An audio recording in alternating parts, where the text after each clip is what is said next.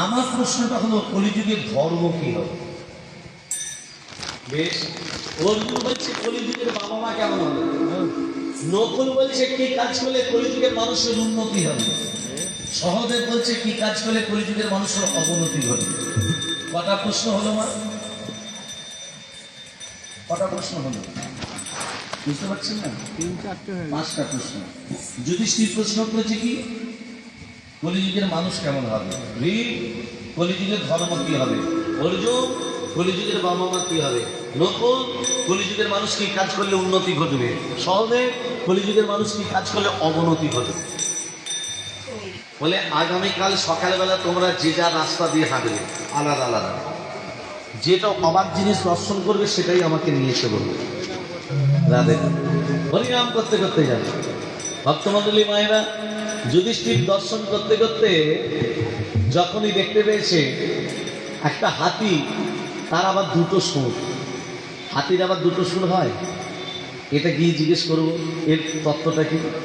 অর্জুন দেখতে পেয়েছে একটা পাখি মরা ঠুকরে ঠুকরে খাচ্ছে, পাখিটার ডানাতে আবার কৃষ্ণ নাম লেখা। ভীম মনে মনে ভাবছে এটা আমি গিয়ে জিজ্ঞাসা করবো কৃষ্ণকে। অর্জুন গিয়ে দেখছে একটা গরু বাচ্চা প্রসব করেছে, বাছুরটা যে দিকটা গরুটা বাছুরটা যে দিকটা চাচ্ছে রক্ত বেরিয়ে যাচ্ছে। এর প্রশ্নের তত্ত্বটা কি জিজ্ঞেস করবো কৃষ্ণকে। নকুল দেখতে পাচ্ছে 6টা গর্তে 4টে গর্তে জল আছে, 2টো গর্তে জল নেই। 2টো গর্তে জল নেই কেন? সহদেব দেখছে পাহাড় থেকে একটা পাথরের টুকরো খসে পড়ছে, পাথরের টুকরোটা মাটিতে না পড়ে ঘাসের ডগায় লেগে আটকে গেল। ঘাসের ডগায় লেগে পাথর আটকাবে, এর তত্ত্বটা কি? যেই কৃষ্ণ এসেছে পঞ্চ পাণ্ডবকে দেখে কৃষ্ণ বলছে এই যে তোমাদের মুখগুলো ছোট ছোট হয়ে গেল কেন?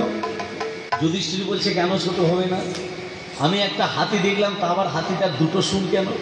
যুধিষ্ঠির, গতকাল তুমি আমাকে প্রশ্ন করেছিলে কলিযুগের মানুষ কেমন হবে, ওই হাতিটা দুটো সুর বার করে তোমাকে উত্তর দিয়ে দিয়েছিলে কলিযুগের মানুষ হবে দুমুখ মানুষ। দুটো সুর বলতে দুমুখ মানুষ, তোমার সঙ্গে কথা বলবে একরকম আর ভেতরে ভাজবে আর একরকম। আপনাদের এখানে নেই, আমাদের গ্রামে আছে। রাধে রাধে। এমন সময় ভীম বলছে এই যে একটা পাখি মরা ঠুকরে ঠুকরে খাচ্ছে, পাখিটার ডানাতে কৃষ্ণ নাম লেখা কেন? ভীম, তুমি গতকাল প্রশ্ন করেছিলে কলিযুগের ধর্ম কি হবে। কলিযুগের মানুষ তিলক সেবা করবে, গলায় মালা পরবে, হ্যাঁ, সবাইকে দেখাবে দেখো আমি সাধু মানুষ, আর ঘরে গিয়ে দেখবে লুকিয়ে লুকিয়ে মাছ মাংস খাবে। এটাই হবে কলিযুগের ধর্ম। ওপরে তিলক সেবা, গলায় তুলসী কাষ্ঠের মালা, নিরামিষ ভোজন না করে আমিষ ভোজন করবে, এটাই হবে কলিযুগের ধর্ম। কলিযুগের বাবা মা, তুমি কি দেখেছো বাছুরটা যে দিকটা চাচ্ছে রক্ত বেরিয়ে যাচ্ছে কেন? কলিযুগের বাবা মায়েরা ছেলেদের ইংলিশ মিডিয়ামে ভর্তি করবে, ছেলেরা বাবা ভুলে গিয়ে ড্যাড বলতে শুরু করলো, মা ভুলে গিয়ে মম মম মম মম বলতে শুরু করলো। আর সেই ছেলে যখন বড় হবে বাবা মাকে ওই বৃদ্ধাশ্রমেই পাঠিয়ে দেবে। হ্যাঁ, এই যে নকুল বলছে 6টা গর্তে 4টে গর্তে জল আছে, 2টো গর্তে নেই কেন? একটা গর্তে জল নেই সেটা হলো নাম অপরাধ, আর একটা গর্তে জল নেই সেটা হলো সেবা অপরাধ। সবাই সেবা দেবে, জগতের মানুষ সবাই সবাইকে সেবা দেবে, কিন্তু প্রকৃত যারা সাধু, প্রকৃত যারা ব্রাহ্মণ, প্রকৃত যারা বৈষ্ণব, তাদেরকে সেবা দিতে ভুলেই যাবে কলিযুগের মানুষ। সহদেব বলছে আমার শেষ প্রশ্নের উত্তরটা দিন। পাহাড় থেকে পাথরের টুকরো খসে পড়ছে, ঘাসের ডগায় লেগে আটকে গেল কেন? বলে কলিযুগের মানুষ পাপ করবে, পাপ করার পর দিনান্তের শেষে একবারে দুবাহু তুলে হা নিতাই হা গৌর বলে যদি ডাকতে পারে, তার দেহটা নরকে যাবে না, তার দেহটা ঘাসের ডগায় লেগে আটকে যাবে, অর্থাৎ আমার নিতাই গৌরের চরণে তার দেহটা পৌঁছে যাবে।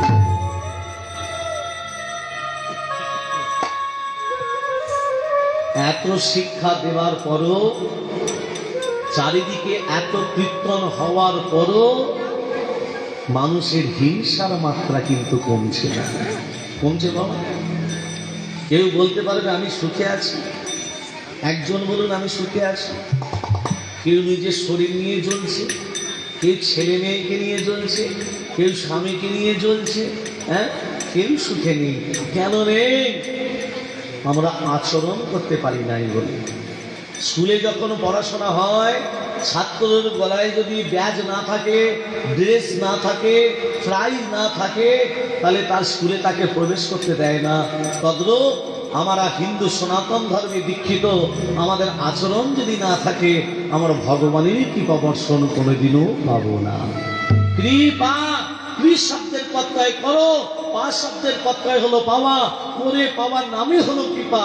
আগে করো তারপর পাবে, কিন্তু কলিযুগের মানুষ করে না, আগে শুধু চেয়েই বসে যায়।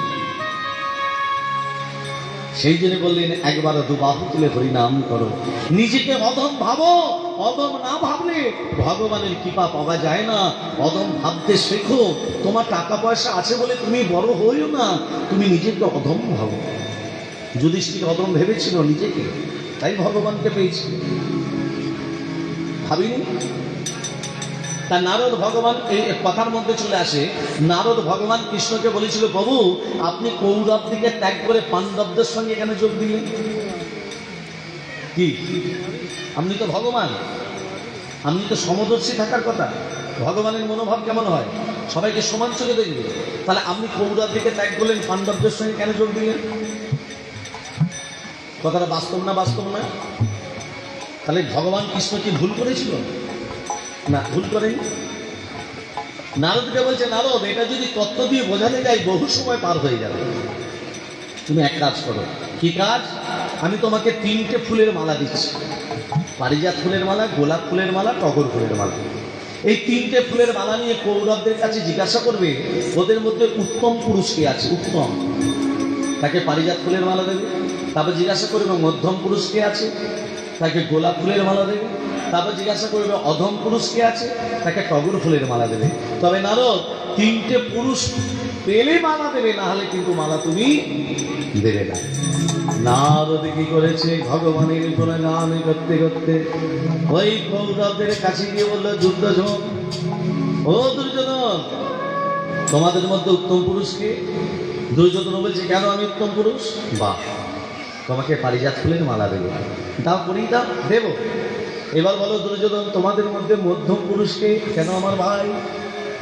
তোমার ভাই যদি মধ্যম হয়, তুমি যদি উত্তম হও, তোমাদের মধ্যে অধম পুরুষকে? দুর্যোধন প্রধান্বিত হয়ে বলল, অধম হতে যাবো কোন লক্ষ্যে? অধম পুরুষ নেই। নারদ বলছে, তাহলে মালাও নেই, মালাও নেই। নারদ কি করেছে? ওই 3টে ফুলের মালা নিয়ে পঞ্চ পাণ্ডবের কাছে গেল। যুধিষ্ঠিরকে বলছে, যুধিষ্ঠির তোমাদের মধ্যে উত্তম পুরুষকে? যুধিষ্ঠির বলছে, কেন?